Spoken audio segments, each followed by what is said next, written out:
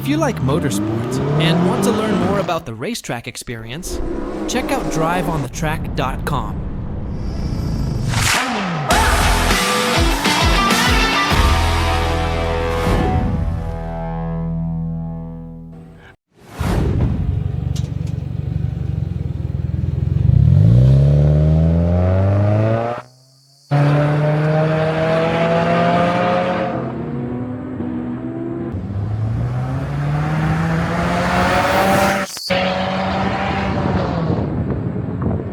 Alright, first gear.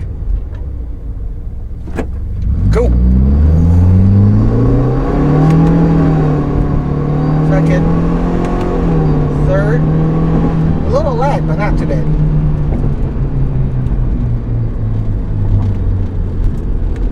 So that was an interesting experience because the first gear is very long. I think from maybe 0 to 40 miles an hour, it's in first gear.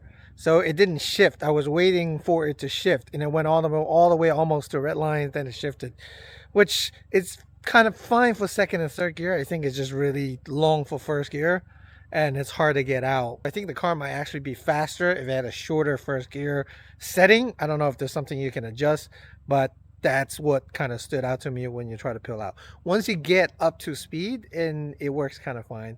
So on the track, we're going to try to do both, let the car shift itself, which I've heard and read that it's probably not the best because you wait for it to get the power, and I'll try manual shifting using the paddles, which hopefully will keep it in the power band. So we'll see about that.